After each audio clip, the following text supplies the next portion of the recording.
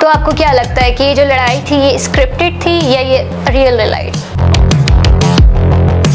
शानी tiger की involvement को आप किस तरह से देखते हैं इस केस में? उनके घर पे पुलिस का रेड भी पड़ा, उनकी इन्वॉल्वमेंट को किस तरह देख रहे हैं आप? देखिए, रजब भट्ट ने एक दिन पहले अपनी फैमिली को क्यों लेके किया? देखें, रजब भट्ट को थ्रेट थे, उसको बोला जा रहा था, फिर उसके बाद उसके ऊपर एक फतवा वो भी जारी होता है, लोग उसके खिलाफ थे।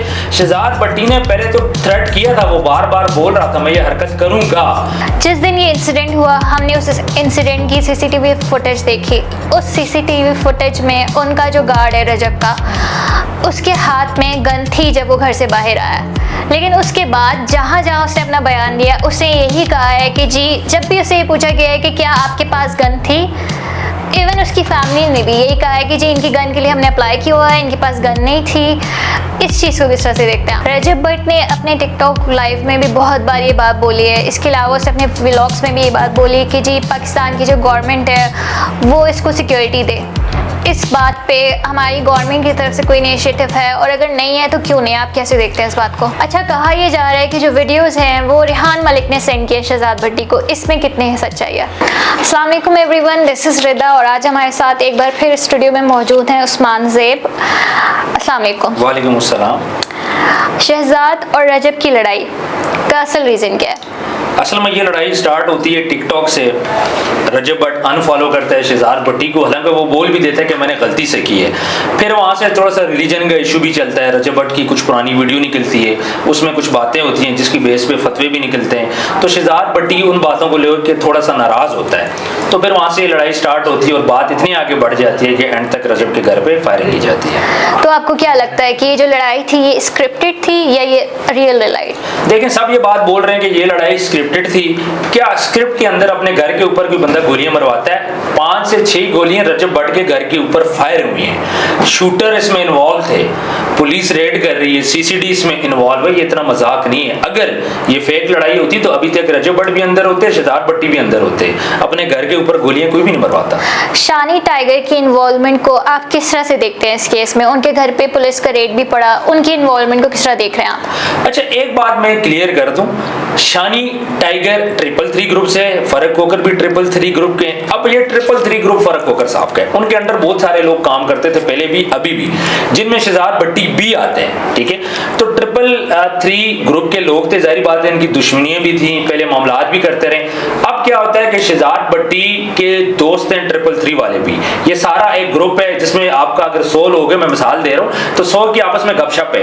अब अगर शानी टाइगर का कोई एम्प्लॉय होता है, शहजाद भट्टी उसको हायर करता है या पैसे देता है या अपनी दोस्ती यारी में करता है, इसका ये मतलब तो नहीं है कि शानी टाइगर उसमें इन्वॉल्व है। तो इल्जाम ये लगाया जा रहा है कि जो शूटर्स हैं वो शानी टाइगर के गार्ड हैं। तो मेरा ख्याल है कि ये गलत बात है। शानी टाइगर के घर के ऊपर ये रेड नहीं होनी चाहिए थी। अगर वो खुद इन्वॉल्व होता फिर तो रेड होती, लेकिन अगर उसका गार्ड या कोई बंदा इन्वॉल्व है तो आप शानी टाइगर से कॉन्टेक्ट कर लो, वो अपना बंदा आपको दे देगा। आप छापे मार के क्यों गिरफ्तार कर रहे हो? या तो ना बंदा आपसे कोऑपरेट ना कर रहा हो, आप उससे कॉन्टेक्ट करो, उसे बोलो फलां फलां बंदे हमें इस पर डाउट है, आप हमें दो, वो दे देगा। सना यूसुफ जो फेमस टिकटॉकर है, अगर हम उनके केस की बात करें तो उनके केस में हमने ये देखा कि जो कल्प्रिट था वो 24 घंटे में उसकी गिरफ्तारी हो गई थी। पर ऑन दी अदर हैंड अगर हम इस केस की बात करें तो जो शूटर है वो आज तक अरेस्ट नहीं हुआ, उसको आप किस तरह से देखते हैं? अच्छा, सना यूसुफ केस की बात करें या ईमान अफरोज के केस की बात करें, उसमें जो जिन बंदों ने मर्डर किया वो प्रोफेशनल नहीं थे। यहाँ पे जिन लोगों ने फायरिंग की है वो ये प्रोफेशनल शूटर्स थे, इनको पकड़ना थोड़ा मुश्किल होता है। वो लोग प्रूफ छोड़ जाते हैं। ये तो वेल ट्रेंड लोग हैं जो इस किस्म की चीजें करते हैं। आए थे, वीडियो बनाई है, फेस भी विजिबल था। लेकिन दूसरी साइड पे इदारों की बात करें, पिंडी तक उन्होंने छापे मारे, पिंडी से भी 10 से 11 बंदे गिरफ्तार किए हैं, फिर लाहौर से भी बंदे गिरफ्तार किए हैं, जिस तरह शानी टाइगर के भांजे उनको भी गिरफ्तार किया है। तो इदारे लगे हुए हैं, गिरफ्तारियां हो रही हैं, जल्द ये सारी चीजें मंदिर आम पे आ जाएंगी। रजब भट्ट की फैमिली इस इंसिडेंट से एक दिन पहले आउट ऑफ कंट्री चली जाती है रजब के पास। ऐसा ही है। आपको क्या लगता है, आप इस चीज को किस तरह से देखते हैं कि क्या रजब को ऑलरेडी कोई इंड्यूशंस थी, किसी ने उसको कोई धमकी दी हुई थी कि तुम्हारी फैमिली को हम मार देंगे या थिंग्स लाइक दैट, या ये कोइंसिडेंस था? अच्छा, ये बड़ा टेक्निकल सवाल आपने किया कि रजब भट्ट ने एक दिन पहले अपनी फैमिली को क्यों लेके किया। देखें, रजब भट्ट को थ्रेट थे उसको बोला जा रहा था, फिर उसके बाद उसके ऊपर एक फतवा वो भी जारी होता है, लोग उसके खिलाफ थे। शहजाद भट्टी ने पहले तो थ्रेट किया था, वो बार बार बोल रहा था मैं ये हरकत करूंगा। तो एक दिन पहले, जाहिर बात है इतना बड़ा रजब भट्ट भी यूट्यूबर है, अब तो उसके पास पैसे भी आ गए, उसके कॉन्टेक्ट्स भी हैं। फिर ये लोग सारे ना जो आपस में टिकटॉक के ऊपर है, सोशल मीडिया के ऊपर, ये सब एक दूसरे से गपशप करते हैं, दोस्ती यारी सब की है। तो रजब भट्ट को ये पता चल गया था कि मेरे घर के ऊपर कुछ ना कुछ होगा, तो रजब भट्ट इसीलिए खुद भी गया। फिर उसके बाद जिस दिन फायरिंग होनी थी एक दिन पहले उसने अपनी फैमिली को अर्जेंट बेसिस पे अपने पास बुला लिया, क्योंकि उसको अंदाजा हो गया था कि कुछ ना कुछ होगा। जिस दिन ये इंसिडेंट हुआ, हमने उस इंसिडेंट की सीसीटीवी फुटेज देखी।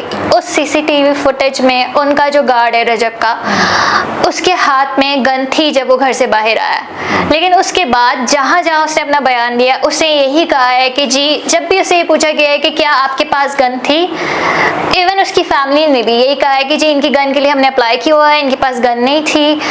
इस चीज़ को किस तरह से देखते हैं आप? अच्छा, इस तरह हुआ था कुछ दिन पहले, ये जो उनका गार्ड है गुज्जर, इसको गिरफ्तार किया गया था। क्यों गिरफ्तार किया था? इसके बाद एक पिस्टल थी। अब वो पिस्टल का लाइसेंस किसके नेम पे था? वो रजब के नेम पे था। जब भी आपका कोई असला होता है, आप अपने गार्ड को देते हो तो उसका परमिट होता है, आप वो परमिट बनवा के दे देते हो। उस टाइम पे परमिट नहीं था। फिर इसको गिरफ्तारी होती है, इनके वकील हैं जुनैद, वो फिर इसकी बेल करवाते हैं, गुज्जर की उस मामले को खत्म करवाते हैं। अब चूंकि गुज्जर के पास कोई असला नहीं था, लेकिन घर के अंदर असला पड़ा हुआ था, जब फायरिंग होती है तो जल्दी में गुज्जर रजब भट्ट की पिस्टल उठा के बाहर चला जाता है। अब उसमें उसका फॉल्ट नहीं है, क्योंकि ये पिस्टल तो घर में पड़ी हुई थी, उसके पास तो नहीं थी। अब जब उसके ऊपर फायरिंग होगी वो क्या करता, इसलिए वो पिस्टल लेके इसको बाहर जाना पड़ा। इसमें इतनी कोई बड़ी बात नहीं है, क्योंकि उनके घर के ऊपर फायरिंग हुई है, उसने रजब की पिस्टल उठा के बाहर जाना था। इस वक्त की अगर हम बात करें तो आज की डेट में रजब भट्ट किधर है? रजब भट्ट इस टाइम पे दुबई भी छोड़ चुका है, वो एक और कंट्री में ट्रैवल उसने किया है, और मैं नहीं बताऊंगा जब तक वो खुद इस चीज़ को अनाउंस नहीं करेगा, बट वो आज एक और कंट्री में मूव कर चुका है। आपको क्या लगता है कि क्या रजब भट्ट को कभी भी पाकिस्तान वापस आना चाहिए या उसे मूव कर जाना चाहिए दुबई में? एज पर हिज व्लॉग्स उसने ये अनाउंस किया कि जी अब आई हैव डिसाइडेड, पहले मैं ये नहीं सोचता था, लेकिन इस करंट इंसिडेंट के बाद मैंने ये सोचा है कि जी मैं पूरी फैमिली के साथ दुबई शिफ्ट हो रहा हूँ।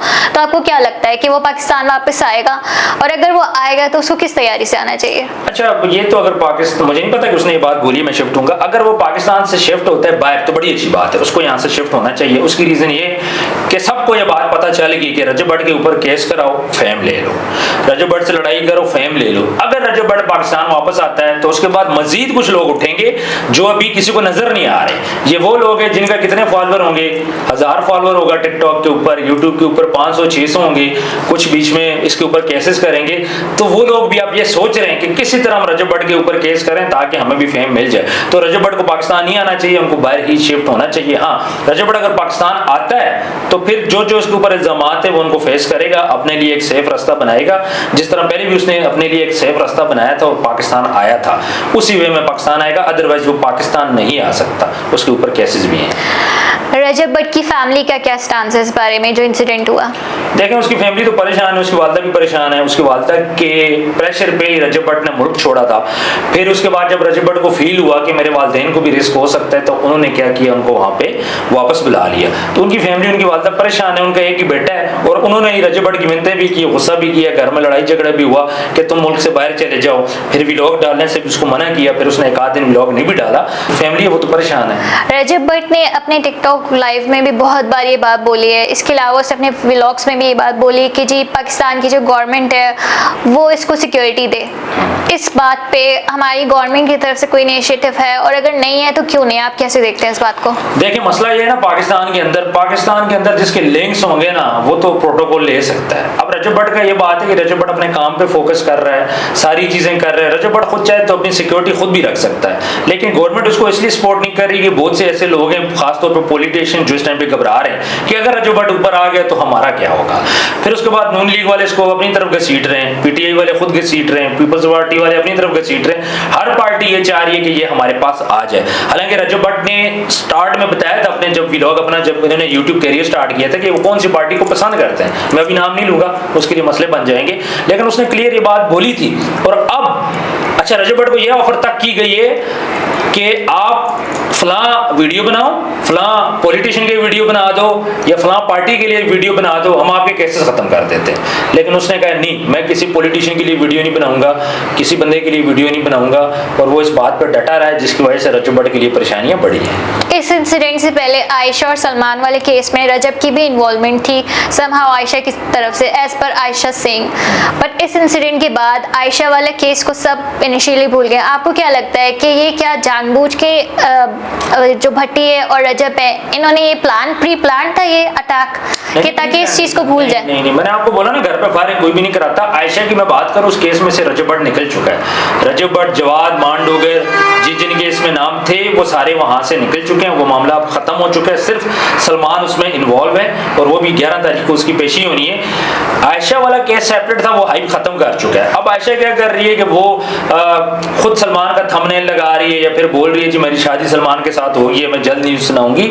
वो अपनी तरफ से स्टंट खेल रही है, लेकिन राइट नाउ उस केस में ऐसा कुछ नहीं बचा, सिर्फ सलमान का मैटर है, वो भी जल्द क्लोज हो जाएगा। रजब भट्ट का यूट्यूब चैनल बंद होने वाला? नहीं बंद होने वाला। ये बातें सारी अफवाहें हैं। रजब भट्ट का क्यों बंद होगा, उसके पीछे रीजन कोई रीजन भी नहीं है। ठीक है, इस्लामाबाद वो आता है अपनी यूनिवर्सिटी में अपने मामलात करता है, तो ये जो बातें कह रहे हैं कि रजब भट्ट का चैनल बंद हो जाएगा या रजब भट्ट पाकिस्तान से हमेशा के लिए चला जाएगा, ये बातें गलत हैं। मसाइल जरूर हैं, इश्यूज हैं, कुछ टाइम बाद ये खत्म हो जाने हैं और रजब भट्ट ने वापस भी पाकिस्तान आना है, उसका चैनल भी चलना है। रजब भट्ट की कंट्रोवर्सीज कब खत्म होंगी, इसका क्या एंड देखते हैं आप? ये नहीं खत्म होगी, ये जब तक वो जिंदा है ना, ये कंट्रोवर्सी नहीं खत्म। इसके पीछे क्या रीजन? मैं आपको बात बता रहा हूँ। उसकी रीजन ये है कि लोगों को ये बात पता चल गई है कि रजब भट्ट से पंगा लो, फेम हासिल करो।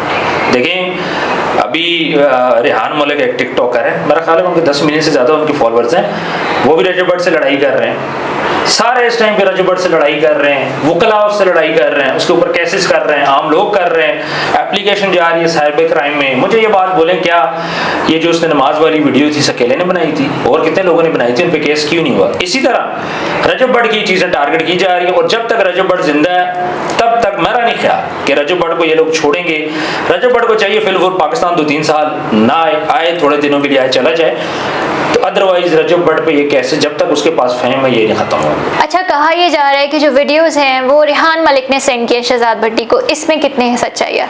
अच्छा, रेहान मलिक, अब ये चीज जो लीक हुई है ये की है शाहिद चौधरी साहब ने। अब शहजाद भट्टी ने कुछ मैसेजेस सेंड किए हैं शाहिद चौधरी साहब को और उसके ऊपर जो फॉरवर्डिंग में ना रेहान मलिक का नाम लिखा हुआ था, यानी रेहान मलिक ने शहजाद भट्टी को कुछ वीडियोस भेजी हैं और उसके बाद फिर उसने आगे शाहिद चौधरी को भेजी हैं। अब एक बात इसमें सच भी हो सकता है, उसकी रीजन ये है कि रेहान मलिक काफी टाइम से पीछे पड़ा हुआ रजब भट्ट के पीछे। वो सियालकोट में मीटअप का मामला आप देख लें, वहां पे उसने पंगा किया, उसके खिलाफ बातें करता है, शहजाद भट्टी को सपोर्ट किया, लेकिन बड़ी गलत हरकत है किसी की वीडियोस पर। ये पर्सनल वीडियोस हैं, ये कौन सी वीडियोस है मैं ये भी आप लोगों को बता देता हूँ। ये वो वीडियो है जो दोस्त यार इकट्ठे होते हैं, आपस में खेलते हैं, कोई फन करते हैं, उस दौरान नहाते धोते हैं, एक दूसरे से कपड़े खींचते हैं, जो लड़के, मैं लड़कों की बात कर रहा हूँ, इसमें कोई लड़की इन्वॉल्व नहीं है। तो ये जो फन करते हैं ये वो वीडियोस हैं, ये हर बंदे की पर्सनल वीडियोस होती हैं। तो अगर आउट करके भेज भी दिए तो इसका मतलब ये है कि आप नफरत में इतना आगे बढ़ गए या फेम के लिए इतना आगे बढ़ गए, और अगर ये मामला खत्म ना होता इसमें रेहान मलिक ने खुद कूद के इसमें एंट्री करनी थी। इस सारे सिनेरियो में रजब भट्ट की नेक्स्ट कंट्रोवर्सी क्या हो सकती है? देखें, अभी तो नेक्स्ट कंट्रोवर्सी वो तो किसी टाइम भी आ सकती है, मैं नहीं है, एक दो हैं, लेकिन मैं उसके बारे में बात नहीं करूंगा। उसकी पर्सनल लाइफ को लेके कुछ उनके अफेयर्स वगैरह बनाए जाएंगे लड़कियों के साथ, उस चीज पे मुझे कुछ लोगों ने पिक्चर्स वीडियो सेंड किए हैं। अब वो कर क्या रहे हैं, एक तरफ से किसी लड़की की पिक्चर उठा रहे हैं, एक तरफ से रजब भट्ट की पिक्चर उठा रहे हैं और उसको जोड़ रहे हैं, और जोड़ने के बाद फिर मुझे सेंड करें कि ये देखो जी रजब भट्ट फलां लड़की के साथ बैठा हुआ है। ठीक है, इस किस्म की कुछ पिक्चर्स मुझे सेंड की गई और मेरे से बार बार पूछ रहे हैं कि इनका क्या चक्कर है। तो इस किस्म की कंट्रोवर्सी में अभी रजब भट्ट को इसमें उसका नाम अभी आएगा। ये क्या पार्ट 1 था जो ये लड़ाई थी और इसका पार्ट 2 अभी आएगा या ये वाइंड अप हो चुका है, खत्म? ये वाली लड़ाई शहजाद भट्टी के साथ वाइंड अप हो चुकी है। अब शहजाद भट्टी या रजब भट्ट इससे कोई बात नहीं करेंगे, ना रजब भट्ट के दोस्त बात करेंगे, ये वाला चैप्टर क्लोज हो चुके। अब कोई नया चैप्टर आएगा रजब भट्ट के साथ, लेकिन आएगा, रजब भट्ट का चैप्टर क्लोज नहीं हो सकता। जिस तरह मैंने आपको बताया कि उसकी कुछ पिक्चर्स जोड़ी जा रही है मुख्तलिफ लड़कियों के साथ, इसी तरह कोई नई चीज कोशिश की जा रही है सामने लाने की। अब मजहब कार्ड खेला गया, फिर मुहर्रम के दिन भी मजहब कार्ड वो भी खेला गया, उसके बाद फिर उसकी मतलब आयशा वाला कार्ड था वो भी खेला गया, वकला ने भी उस पर केसेस किए। तो मेरा ख्याल है कि अभी जो उसका जो नेक्स्ट आएगा वो उसके जो कैरेक्टर है ना उसके बारे में बात की जाएगी कि रजब भट्ट का कैरेक्टर खराब है। इस किस्म की बातें मार्केट में डाली जाएंगी और इस पर बातें हो रही हैं, इस पे सर जोड़े जा चुके हैं कि रजब भट्ट के कैरेक्टर पे बात करके इनको उस लिहाज से गंदा किया जाए। इसी सिलसिले में वीडियोस की बातें पहले भी हो रही थी। Thank you so much for giving us your time. जज़ाकल्लाह। व्यूअर्स, आपकी क्या राय है रजब भट्ट के बारे में? कमेंट सेक्शन में हमें ज़रूर बताइएगा।